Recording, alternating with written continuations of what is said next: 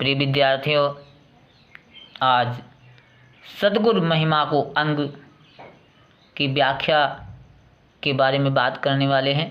चलिए शुरुआत करते हैं। संशय खाया सकल जग संसार किन्हुन खद, जे बेधे गुरु आखिरा ते संसार चुन चुन खद। संशय खाया सकल, कबीरदास जी क्या कहते? संशय खाया, संशय को खा लिया, सकल संपूर्ण जग संसार। संशय ने तो सारे संसार को खा लिया, लेकिन संसार किन्होंने खद, लेकिन संशय को कोई नहीं खा सका। संशय किन्हों, कोई भी ना नहीं खद खा सका, लेकिन संशय को कोई खा नहीं सका। जे बेधे गुरु आखिरा, लेकिन ध्यान दीजिए, जे बेधे गुरु आखिरा, जिसके हृदय में गुरु के अक्षर भिद गए। जे बेधे गुरु यानी गुरु के आखिरा शब्द वाणी उपदेश भिद गए ते वह उसने क्या किया? संसार चुन चुन खद, वह संशय को चुन चुन कर एक एक कर को खद खा डाला। एक भी नहीं बचेगा, वो सारा खा जाएगा। क्यों? बात क्या है? क्योंकि कबीरदास जी कहते गुरु के शब्दों में, उपदेशों में इतनी अपार शक्ति होती है, अद्भुत शक्ति होती है, जिसे शिष्य के अंदर अद्वितीय शक्ति पैदा कर देती है।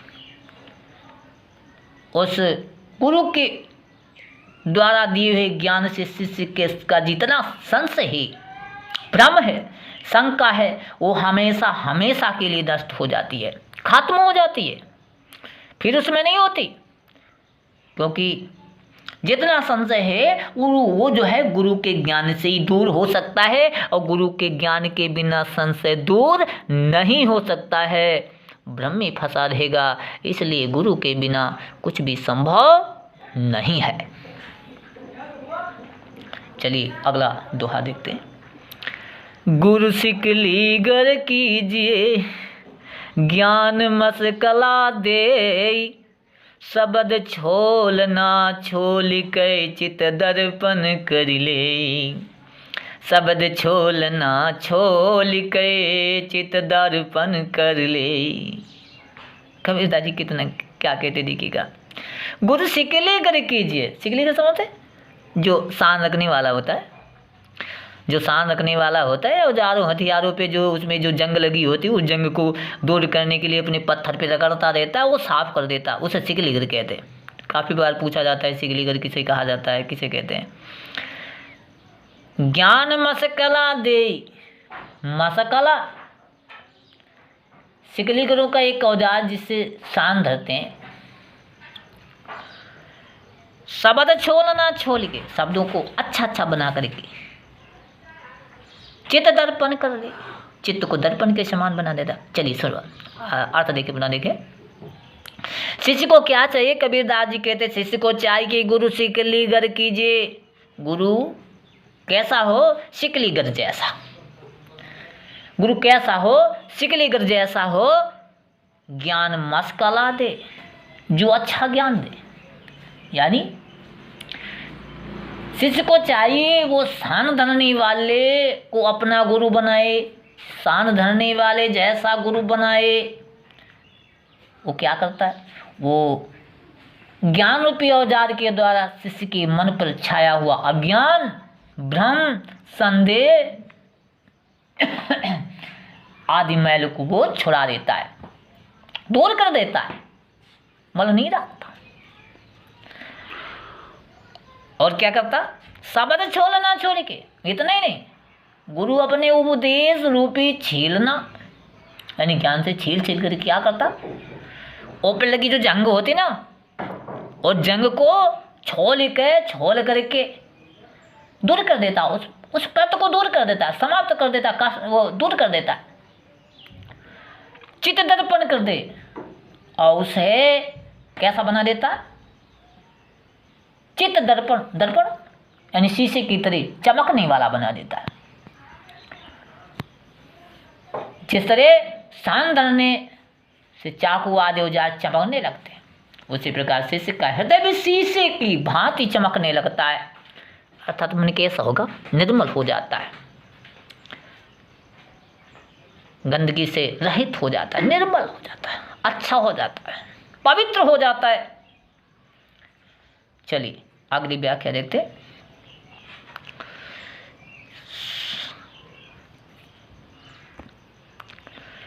देखें, सतगुरु साचा सूरिमा शब्द जुबाहा एक, लागत ही भुई मिल गया परा करे जे छेक। सतगुरु साचा सूरिमा शब्द जुबाहा एक, लागत ही भुई मिल गया परा करे जे छेक। देखिएगा कैसा गुरु का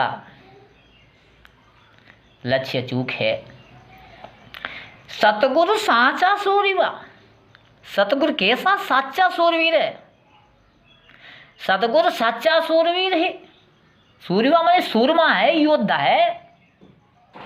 शब्द जुबाहा एक, शब्द माने शब्द, शब्द यानी शब्द, जो उपदेश है, ज्ञान है। बाहा यानी फेंका या मारा, बाहा मारा यानी फेंका, एक एक।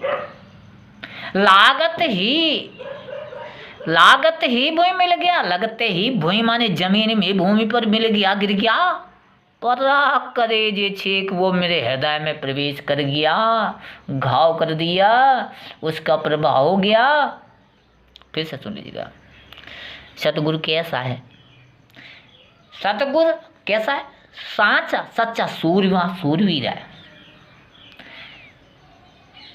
कबीरदास जी कहते हैं, मेरा तो सतगुरु सच्चा सूरवीर है, उसने मेरे ऊपर एक ऐसी ज्ञान रूपी शब्द का संधान कर दिया जो मेरे हृदय में लगा, जो मेरे हृदय में लगा, जिसके कारण हुआ क्या, लागत ही भूमि मिल गया, लगते ही मैं जमीन में गिर गया। परा करे जे छेक, और उस वाण का प्रभाव ये हुआ कि मैं खोया हुआ ज्ञान मुझे फिर से प्राप्त हो गया। जो हमसे ज्ञान, जो हम में अज्ञान था, वो अज्ञान दूर हो गया, ज्ञान का समावेश हो गया। तो क्या इसमें बताया, जो गुरु का लक्ष्य अचूक और अत्यंत प्रभावशाली होता है, जो ज्ञान माया मोह एवं अज्ञान के कारण शिष्य के हृदय में सो जाता है, उसे वो अपना शब्द रूपी बाण चला करके, शब्द रूपी बाण मार करके, अर्थात ध्यान दे करके जगा देता है। जो शिष्य में ज्ञान सो गया है, सुप्तावस्था में पड़ा हुआ है, उसको जागृत कर देता है। चलिए अगला दोहा देखते हैं।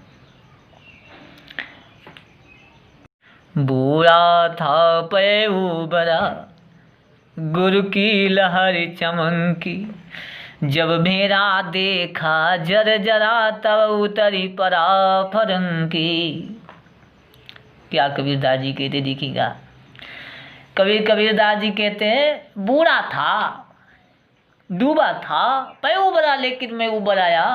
कहाँ डूबा था, अज्ञान रूपी गर्त में।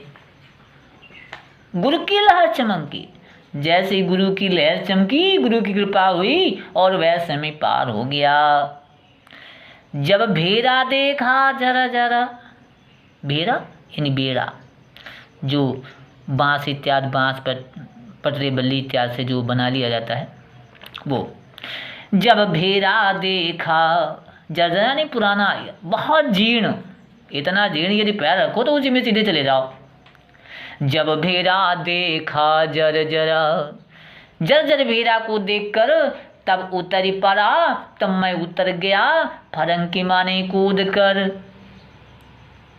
फिर से देख लीजिएगा इसकी व्याख्या थोड़ा। कबीरदास जी क्या कहते, इस संसार सागर में डूब रहा था, लेकिन गुरु की अचानक ऐसी कृपा रूपी लहर चमकी और मैं पानी के ऊपर आ गया। भाव क्या है? जिस प्रकार समुद्र में डूबने वाले को लहर ऊपर कर देती है, उसी प्रकार गुरु की कृपा रूपी लहर ने मुझे बचा लिया। मैं पानी के ऊपर आ गया। उस समय मुझे विषय वासना और कर्मकांड रूपी अपनी नाव की जर्जरता का पता चल गया कि ये जर्जर है, कमजोर है। ये कैसे पता चला? गुरु जी के ज्ञान से। और जब पता चल गया और मैं तुरंत फटाक कर नाव से कूद गया। अर्थात गुरु की कृपा ने मुझे सावधान कर दिया और मैं इस भवसागर जिससे मैं इस भवसागर में डूबने से बच गया, इस अज्ञान रूपी गर्त में डूबने से बच गया। क्या कहना चाहते हैं? गुरु की कृपा सागर की भांति असीम और अगाध होती है। जिस प्रकार सागर की उतंग लहरें जो होती है ना, उसमें महाशक्ति होती है, अपार शक्ति होती है, उसी प्रकार गुरु की कृपा रूपी लहर में भी अपार शक्ति होती है। एक सागर में डूबने से बचाती है, दूसरी भव सागर में डूबने से बचाती है। तो गुरु जी की जो लहर है उसने क्या कर दिया? भव सागर से डूबने से बचा दिया। शेष बस आज यहीं तक, शेष अगले वीडियो में।